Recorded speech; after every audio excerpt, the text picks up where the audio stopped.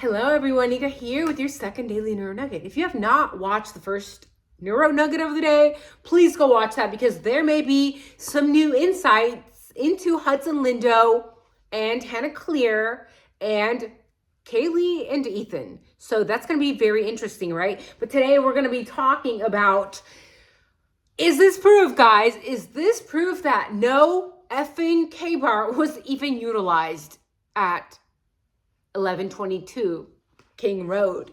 Because I found the entire resume of this forensic scientist that is going to be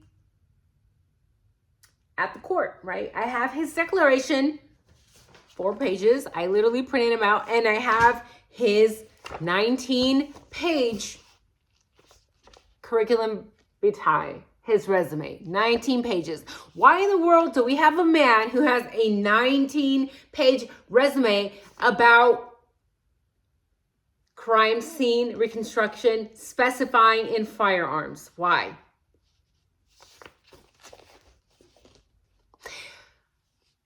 Do you guys remember when the crime first took place 2.5 years ago almost? Do you remember what the Gonsalves family said to the news? That at first they had thought that this was a shooting. And now, 2.5 years later, we have a forensic scientist who specializes in firearms. What the actual fuck is going on? So I'm going to go through his resume, and then I will go through the notice of filing, right? So this is the notice of filing. And this is his resume. Of course, I'm not going to go through all 19 pages. This man is obviously highly educated, right? Did I have it upside down? I'm sorry. I'm sorry, babe. Here you go. Here you go, okay? Look at that. Look at that. Look at that. Do you read that? Or is it backwards on your end? I don't know. Association of Firearm and Tool Mark Examiners. He also has affiliations with the American Academy of Forensic Scientists, Association of Crime Scene Reconstruction, International Association of Bloodstain Pattern and Analysis, Northwest Association of Forensic Scientists. This guy went to the California State University and University of Montana back in 85 and 87.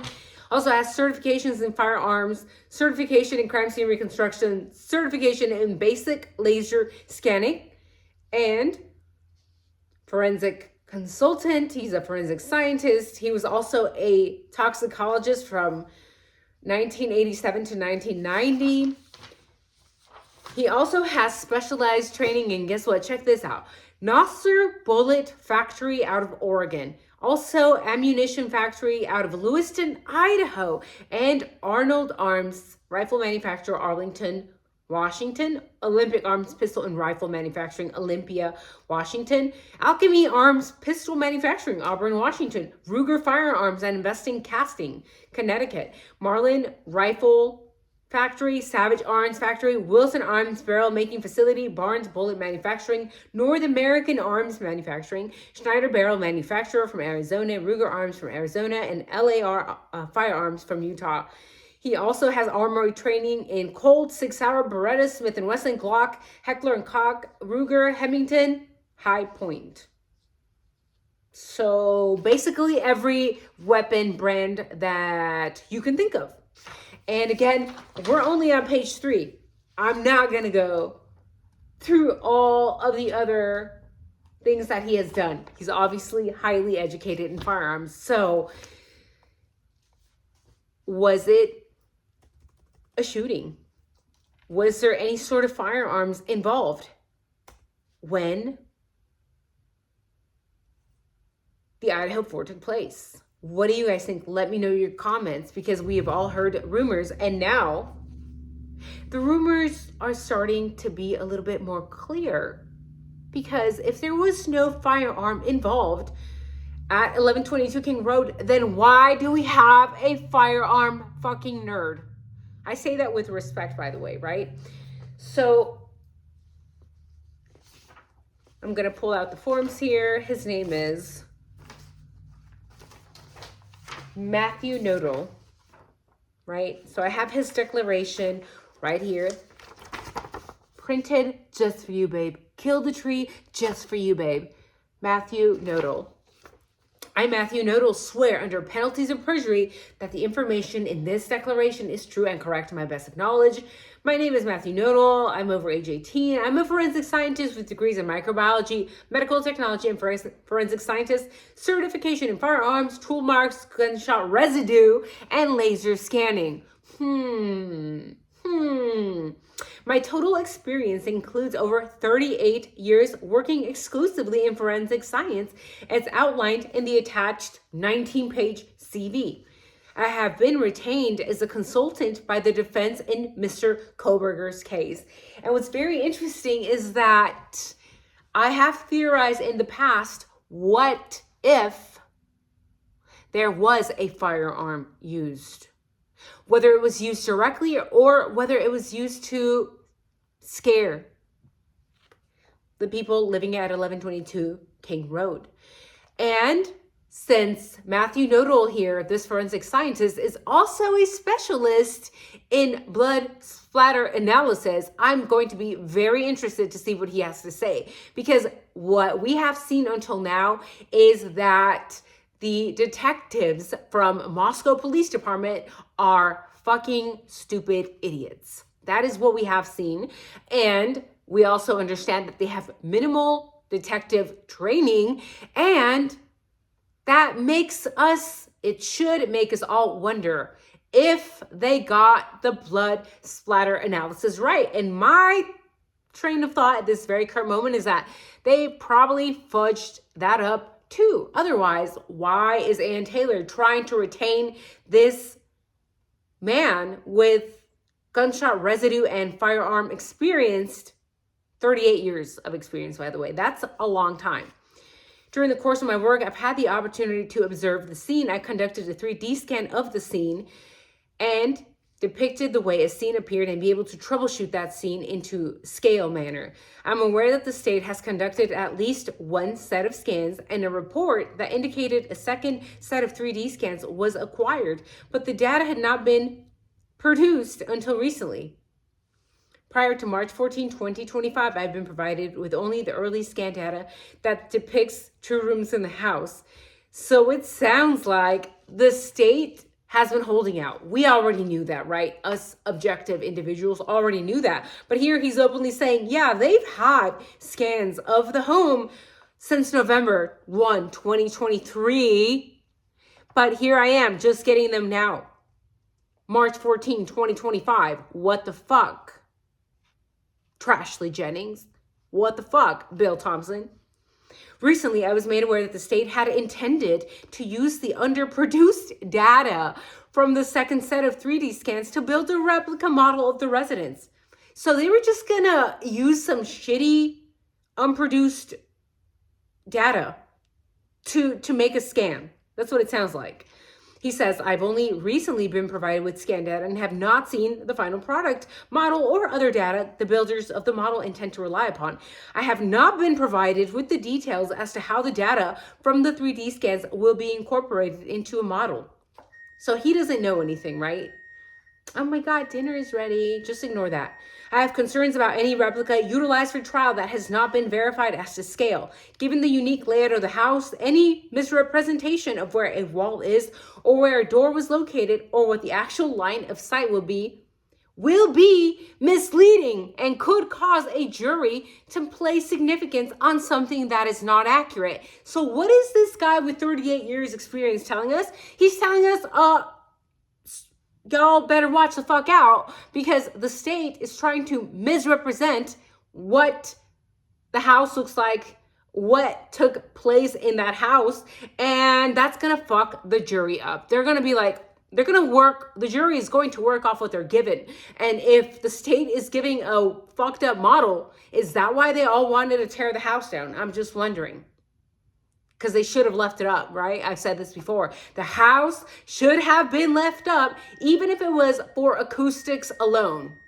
Because Dylan has said, I didn't hear anything. Oh my God, I barely heard something. Not really. I mean, the criminal, the masked man was an arm's length away from me, but I didn't hear anything. But everybody that's been interviewed that lived in that house has said what? You could hear everything. You could hear what was going on the third floor, even if you were down on the first floor. The house should have been kept up for acoustics alone. And also why? Because now this forensic scientist is telling us the state is trying to fuck shit up for the jury. I don't know how else to get through some people. You can't get through rocks, right? He says, utilizing a replica that is not to scale will invite speculation and confuse the jury. Oh, how convenient for Billy Thompson and Trashley Jennings. By the way, if you have not kept up with my videos, my lives, my everything, I talked about Trashley Jennings. Is she not going to get in trouble? Is she not going to get any sort of repercussion, any sort of legal punishment for trying to hide evidence? I'm still waiting on that, right? He says, in addition, I've been informed that the model will not have any furniture, original materials, or other objects that take up space in the normal layout of the residence. Now, why would that be? Why would they give the jury a model with no furniture? You know why? Because if they want to pin this on Bryan Kohberger, look, an empty house. Look, oh my God, look, it's an empty house with no furniture. He obviously just sprinted from across the way. And fuck it, we'll remove some walls too. That means that he could have committed this crime within 10 minutes. But when you actually add furniture in there, it's like, you dumb bitch. There's furniture everywhere. That would take time to move. That would take time to shift. That would also mean that he would have to know the house. So you see how the state is trying to be sneaky? Why would you not leave the furniture in there?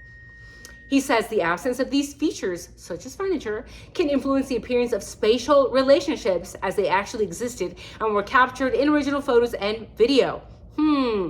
Finally, on March 14, 2025, I was provided with data from which the model will be built. This data includes over 100 individual 3D scans. Assessing this data will take considerable time, and then examining the finished product and verifying scale, dimension, and completeness will take additional time on top of that. By way of reference, it will take at least a full day just to download the data from a server. So here he's telling us, yeah, we have this data that the state handed over, which is also, by the way, fucked up, and it's a lot of data. We need time. But what will judge say? Because I have a feeling he's going to say, well, figure it out. That's not my problem. Why wouldn't the state be forced to hand over the scans with the furniture? That's what they should be doing. But of course, they're not going to do that if they're trying to pin all of this on Mr. Kohberger, right? He says, traveling to examine the model created and documenting what may be needed to further assess it are things that are not built into my schedule at this time. I will need to schedule this additional examination around other commitments previously made and find time to travel from the Seattle area to wherever the model is stored, which takes approximately 1 day. The earliest available times for such a turnaround given my schedule start around the week of April 7, 2025, with hit and miss appointments and testimonies scheduled within that time frame. So this is going to take time. He needs to complete his analysis of the scan data, download everything, fix it, and not only that, but put in everything that the state failed to put in, such as walls, such as furniture, such as actually being able to show, what the place looked like inside. Not just fucking empty rooms, because that's going to change how the jury perceives how the crime took place, obviously. So let me know, what do you guys think about this? Why do you think we have this firearms expert? Is it possible that any firearms were utilized to commit the horrific crime that took place back in November 13, 2022? Let me know if you like this video. Leave a comment, leave a thumbs up. Make sure you are subscribed to notifications. By the way, thank you guys, because a lot of you have given me super chats or Cash App donations for coffee and for veterans. So I really, really appreciate that. So see you soon. Yeah. Bye-bye.